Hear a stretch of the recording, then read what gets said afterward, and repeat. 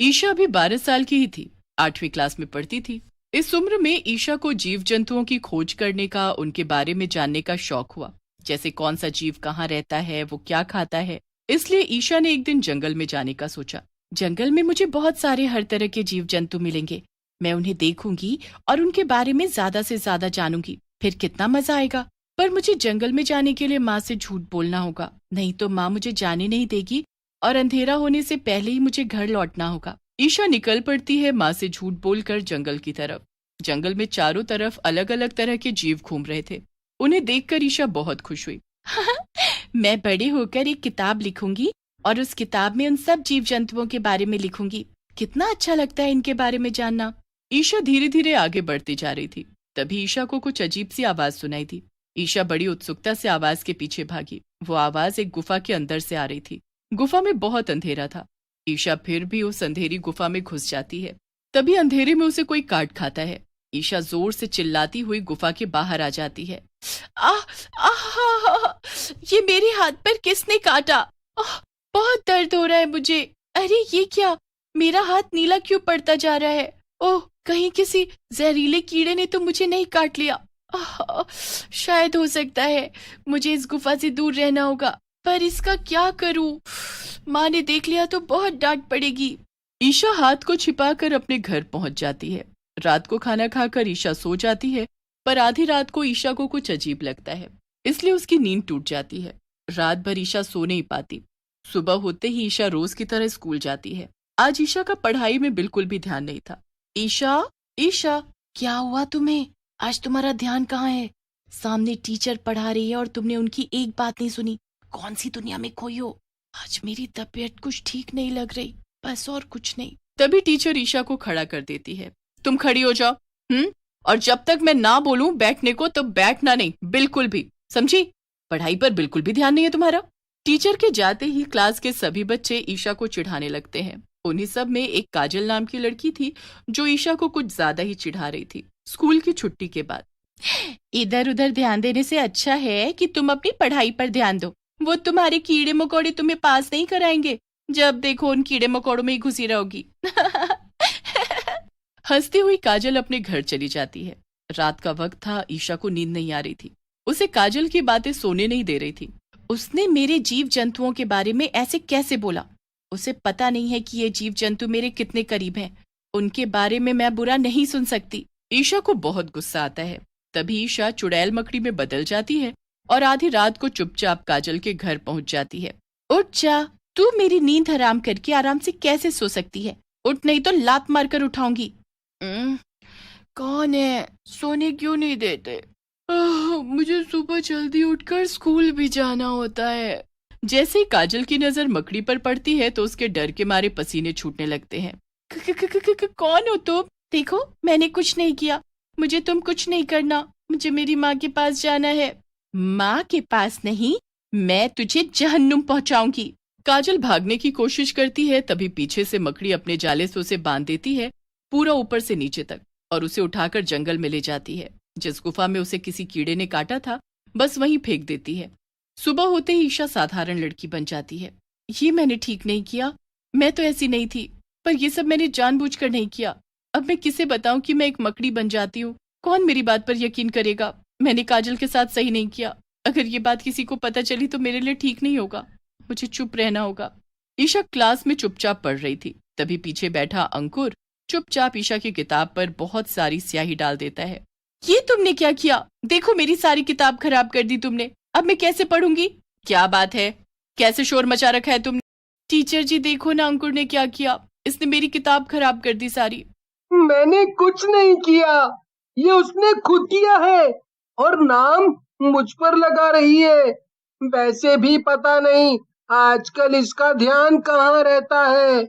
ईशा ध्यान रखा करो जरा। ईशा सब जानती थी कि ये सब अंकुर नहीं किया है। ईशा जब अंकुर को वॉशरूम जाते देखती है तो वो भी उसके पीछे पीछे चली जाती है। अंकुर वॉशरूम में हाथ धो ही रहा होता है कि तभी सामने लगे शीशे पर उसे एक मकड़ी चलती दिखाई देती है। तभी वो मकड़ी धीरे धीरे बड़ी होती जाती है। ये क्या है? ये मकड़ी तो बड़ी होती जा रही है और ये तो चुड़ैल जैसी दिखती है। मुझे भागना होगा यहाँ से।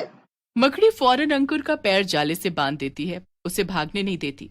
गलत करने पर सजा तो मिलनी चाहिए ना, और तुम्हारी सजा यही है कि तुम मेरे इस जाले में ऐसे ही बंधे रहोगे। बहुत शौक है ना तुम्हें झूठ बोलने का, तो लो, अब न तुम बोल पाओगे ना ही खा पाओगे तुम। मकड़ी चुड़ैल अंकुर को भी जंगल वाली गुफा में फेंक आती है। ऐसे ही कई दिन तक चलता रहा। स्कूल से काफी बच्चे गायब हो गए।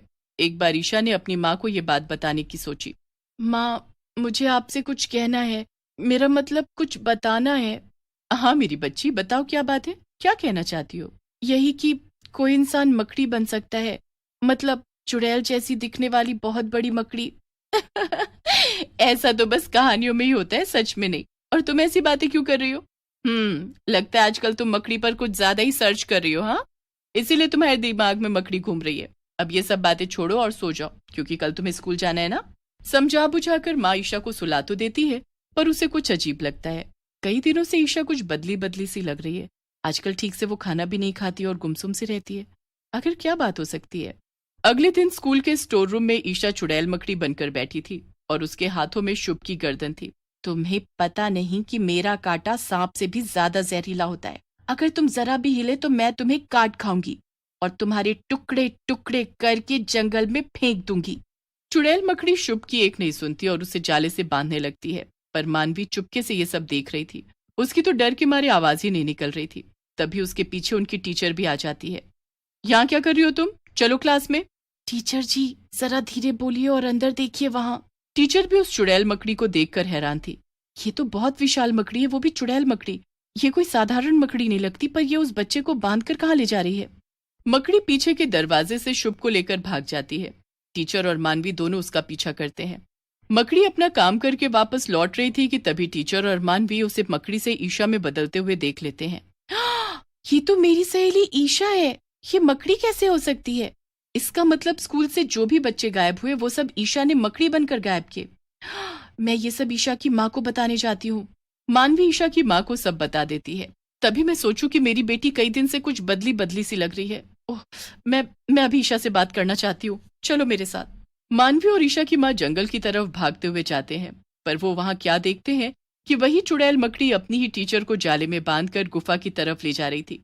तभी पीछे से माँ आवाज लगाती है, रुक जाओ, छोड़ दो अपनी टीचर को। मुझे पता है कि तुम मेरी बेटी ईशा हो। अब बताओ मेरी बच्ची, ये सब क्या और कैसे हुआ? माँ, मुझे बहुत दर्द होता है, तभी मैं ये चुड़ैल मकड़ी में बदल जाती हूँ और मुझे खुद नहीं पता होता कि मैं ये क्यों कर रही हूँ। मुझे बचा लो माँ, मुझे बचा लो। मकड़ी टीचर को छोड़ देती है। अब मुझे विस्तार से सब बताओ कि क्या कभी कुछ हुआ था तुम्हारे साथ? चुड़ैल मकड़ी वो सब बता देती है जो उस दिन उसके साथ जंगल में घटा। इसका मतलब तुम्हें नहीं पता उस गुफा में क्या था? तुमने देखा ही नहीं?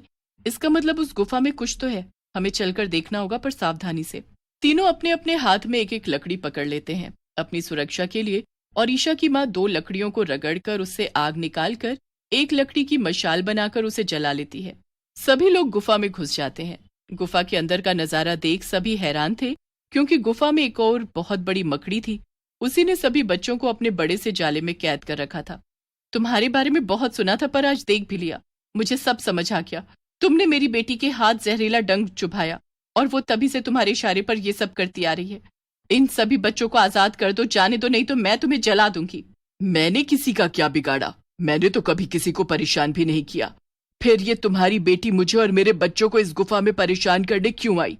अगर उन्हें कुछ हो जाता तो मैं उनके बगैर कैसे जीती? देखो, मैं किसी को नुकसान पहुंचाने नहीं आई थी, मैं तो बल्कि इन सभी जीव जंतुओं से बहुत प्यार करती हूँ। बस इनके बारे में ढेर सारी जानकारी जुटाने के लिए जंगल आई थी, न कि तुम्हें और तुम्हारे बच्चों को नुकसान पहुंचाने। विशाल मकड़ी को सब समझ आ गया था, इसलिए वो ईशा को एक पौधे की पत्ती देती है और उसे खाने को बोलती है। उस पत्ती को खाते ईशा पहले जैसी हो जाती है और विशाल मकड़ी सभी बच्चों को आजाद कर देती है। सभी लोग जंगल से हंसी खुशी ठीक ठाक बाहर आ जाते हैं।